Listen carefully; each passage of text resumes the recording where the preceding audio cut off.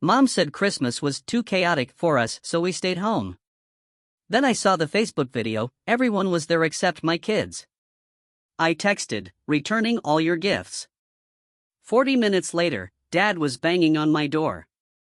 And when I opened it, I thought I'd felt real betrayal before. I truly did. But nothing, and I mean nothing, prepared me for the gut punch of seeing everyone, even people my mom supposedly despised, celebrating her birthday, knowing full well that I, and my kids, were the only ones deliberately left out. My mom had called me a few weeks prior, all breezy, saying her birthday might be a bit chaotic this year. "Maybe we'll just skip it, honey," she'd chirped, "next year, for sure." She hung up like she'd just rescheduled a dentist appointment. I remember thinking, okay, that's a bummer. My kids, though? Oh, they were so excited. My daughter spent hours on a glitter-glued paper crown, Queen Grandma, it read. My son, ever practical, picked out slippers with built-in foot massagers. They always shower my parents with so much love, way more than they ever get back. My parents? They tolerated them. That's the kindest word for it. Polite smiles, quick visits, never an overnight stay. They still, to this day, haven't forgiven me for being a single mom. Never mind that he left me. He lives out of state now, but he calls those kids every single night. Pays their health insurance, sends gifts, asks about their day. He doesn't talk to me much, but he's never disappeared on them. And yet, somehow, in my mom's eyes, that makes me the failure. I was so desperate for things to be different this year. I'd been saving for her birthday gift since March. It was a stunning gold jewelry set, necklace, bracelet, earrings, a little under $8,000. I cut every corner for that. No coffee shops, no new clothes, no dinners out. I clipped coupons like it was my actual job. I wore the same boots with a gaping hole in the sole well into April. But I didn't touch a single dollar from the kids' fund. They had what they needed. I just figured if I gave her something truly unforgettable, maybe, just maybe, I'd finally be seen again. The day before her birthday, I heard nothing. Silence. Then that night, my phone buzzed. It was my cousin, and the video she sent was already up on Facebook for everyone to see. A cold dread seeped into my bones as I watched it. There was my mom, beaming, sitting at the head of a long table, blowing out candles on her favorite lemon cake. My sister was on one side. And beside her? Her ex, the very guy my mom used to say she absolutely couldn't stand, now holding their baby in a high chair.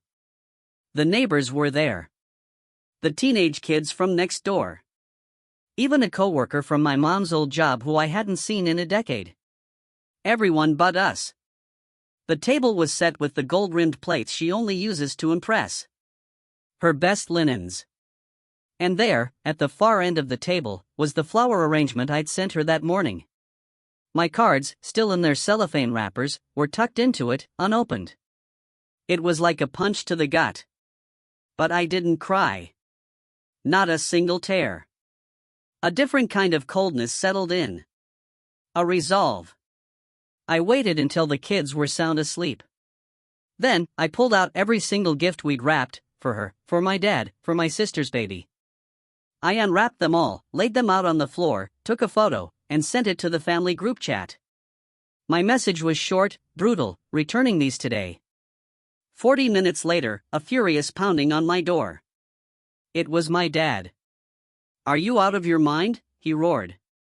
I opened the door, and he stormed in, not even waiting for an invitation. He looked at the unwrapped gifts like I'd just smashed something sacred. He didn't ask how I found out. He didn't ask about his grandkids, who were probably cowering upstairs. Not even an apology. Just a snarled, "You don't embarrass the family like this." I just looked at him, deadpan. "You invited the entire neighborhood and left us out." His face didn't even flicker. He just shrugged, a dismissive gesture that spoke volumes. "We needed things to be quiet this year, with your sister visiting." And then he turned and walked out. No explanation. No defense. Nothing for his grandchildren, who were no doubt watching from the shadows of the staircase. The next morning, I drove straight to the jeweler. I gave them back the gold set. I didn't even haggle for a full refund. Just told them to restock it. Something inside me had finally, irrevocably shut off that night, and I knew it wasn't coming back. After I returned the jewelry, I thought that would be the end of it. Maybe they'd just ice me out like usual, pretend I'd overreacted, and move on. But that's not what happened. First, there was silence. No calls, no texts, not even from my sister. Then, 2 days later, my mom posted a photo on Facebook. Her and my sister, arms around each other on the porch, coffee mugs in hand, looking like a picture-perfect morning in a perfect world. The caption read, "So grateful to have my baby home for a while." A while. That caught my attention. My sister lives on the other side of the country, supposedly with some high-profile job in tech or marketing or real estate. The story changes every time my parents bragged about her. She's always in glossy airports or minimalist apartments, candles burning. But in that photo, she was wearing the same worn hoodie I'd seen in the birthday video. Hair pulled back, no makeup, just tired. I didn't think much of it until Aunt Leia called. She never calls unless someone's dying or drunk. She asked if I knew my sister had been at my parents' house for over a month.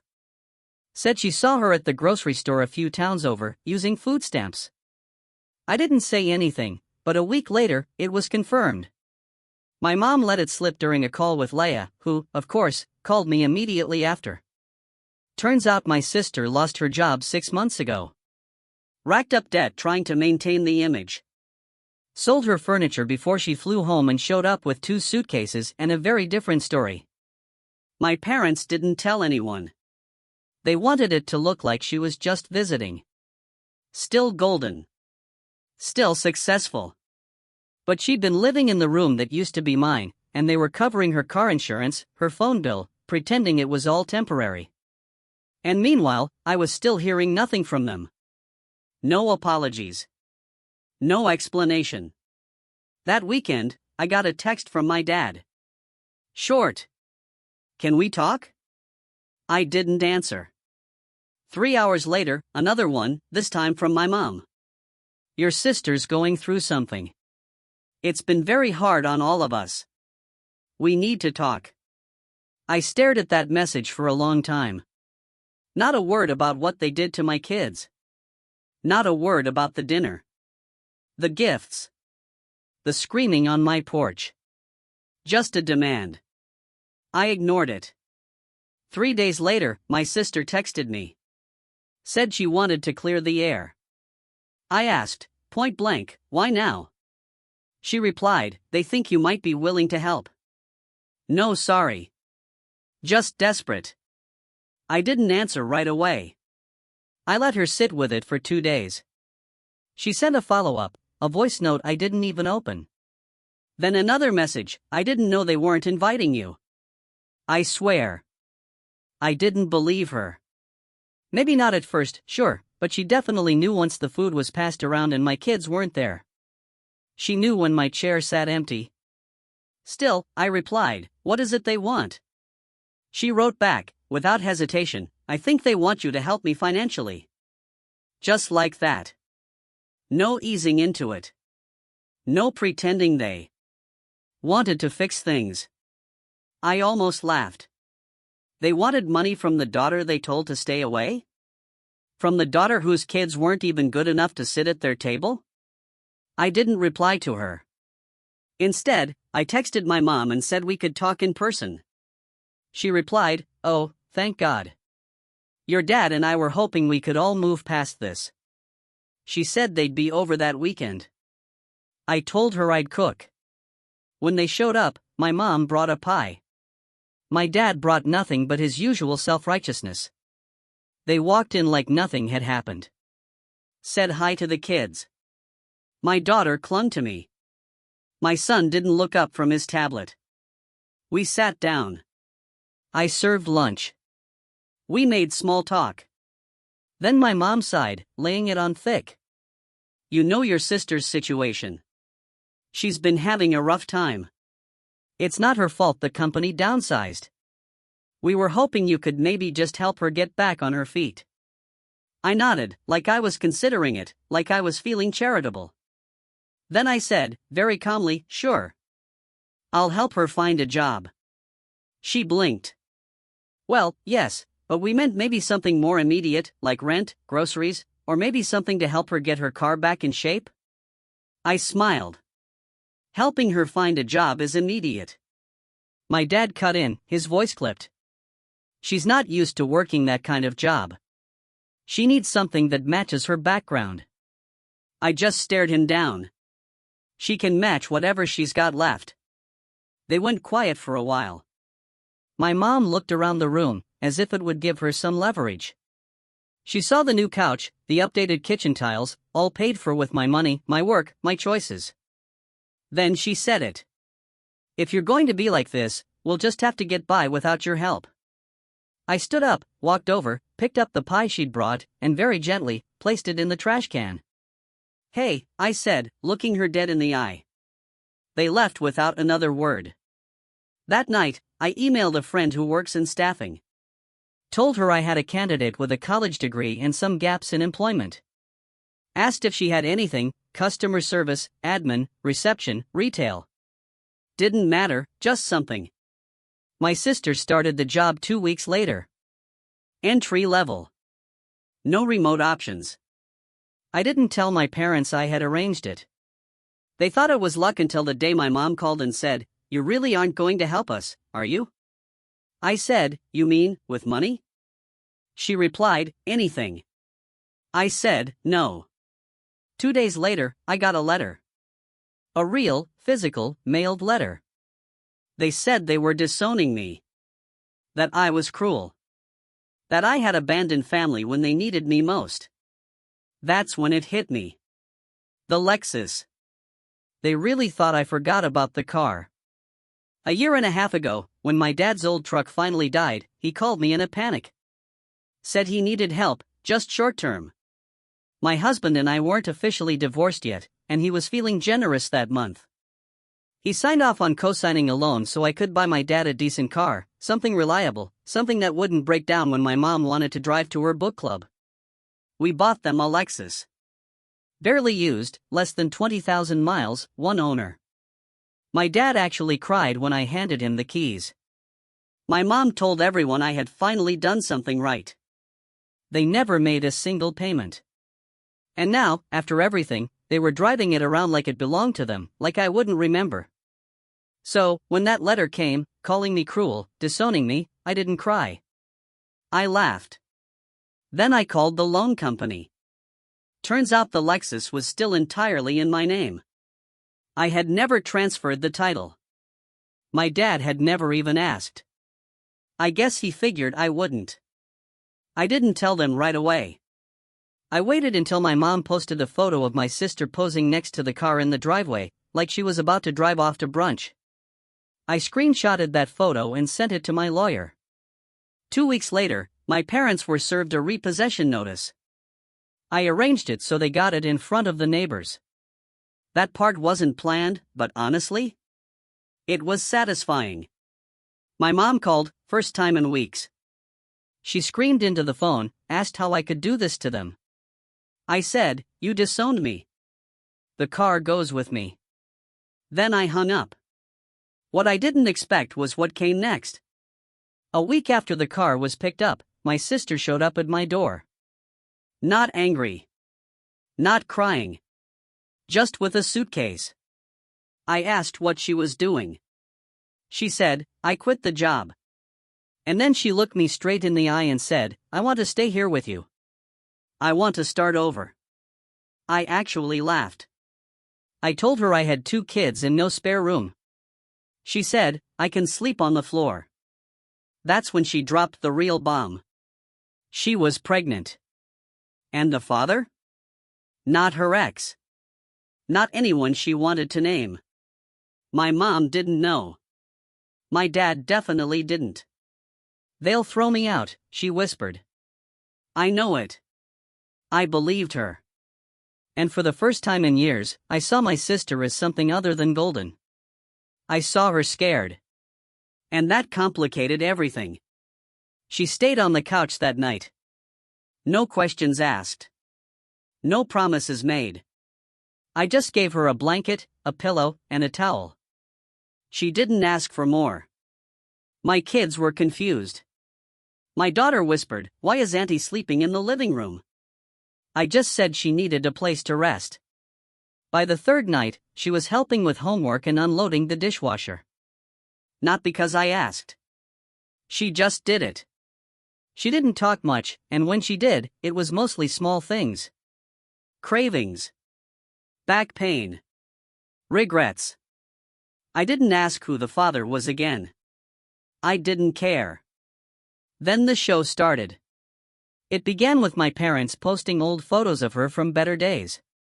Then came the long, self-pitying posts about how they were grieving a daughter who turned away from them and praying for healing in our broken family. They wrote like they were victims of some natural disaster. My mom even said something about how they had nothing left but each other. The best part? She included the Lexus in the list of what they'd lost. They started calling relatives, friends, even people from church, spinning stories about me, about how I changed, how I was influenced by bitterness. My aunt called and actually asked why I'd stolen the car. I sent her the title paperwork. Silence after that. But then the doorbell rang. It was my mom. She looked straight through me and said she was here to see her daughter, not me, the real one. My sister was in the kitchen, holding a bowl of cereal. When she heard the voice, she froze. She whispered, "Don't let her in." I didn't. My mom said, "You're making a mistake. This is family." I just said, "You disowned me. You can't walk that back now." She left. The next day, my sister got a call. My dad. Angry. Said she had betrayed them. Said she was ungrateful. Said she needed to come home, that they'd forgive her if she fixed things with me. She hung up and just stared into space. Then she said, "They're not scared I left. They're scared I told you everything." I just nodded. Then she said, "I want to keep the baby, but I can't do this alone." I didn't answer right away. Later that night, she sat on the edge of the couch and asked if I hated her. I said, "Not anymore. But I don't trust you yet." She said, "That's fair." And she meant it. The next morning, I got an alert. A post from my mom. A blurry photo of her standing next to an old pickup truck in a dealership lot. Caption, "New beginnings." A family friend commented, "What happened to the Lexus?" My mom replied, "Ask Grace." So, I did. I left a comment right underneath it, "Sold it. Paid off the loan. Used the rest for my kids." I didn't get a reply, but I know she read it. The Lexus sold fast. Low miles, clean title, solid interest. A man from 2 towns over paid in full and drove it off with a grin like he'd won something. I watched from my window, not smiling, not sad, just still. I used part of the money to finish off the loan. The rest went into savings, the kids' college fund, and a little side envelope I labeled, "Whatever comes next." My sister was still on the couch. She got a part-time job working at a baby store. Minimum wage, folding onesies, stocking pacifiers, sweeping aisles. It wasn't glamorous, but she was never late. Not once. She stopped complaining. We didn't talk about the past. She didn't bring up her ex or the baby's father. I didn't ask. We made it through meals and errands and quiet evenings with kids' shows playing too loud. For the first time in years, our silence wasn't cruel. It was mutual. Then my parents started showing up in places they knew I might be. At the kids' soccer field. At the same grocery store. Never said anything. Just made sure I saw them. And then the messages started again. Not to me, but to the kids. Birthday cards started arriving again, with gift cards inside. A doll for my daughter. A science kit for my son. Signed, "Love Grandma and Grandpa." No return address. No note to me. My son asked if we could visit them. I said, we'll see. Then came the worst one. A letter, typed, from my mom. Said she was sorry for how things turned out. Not for what they did, not for lying, just for the outcome. And then came the kicker. They wanted to meet. Said they wanted to clear the air, start over, and that they missed their family. My sister read it. She handed it back and said, they think I'm your ticket. I nodded. But I'm not going backward. So, I wrote one final letter. I didn't curse. I didn't accuse. I just said this: I'm glad you love your version of family. I'm building mine, but it won't include people who only see my children as footnotes. You can explain that however you want. I'm not going to explain myself anymore. And then I blocked them. Phone, social media, everything. That night, my daughter climbed into my lap and said, "Grandma forgot about us, didn't she?" I said, "No, honey. She just didn't know how to treat you right."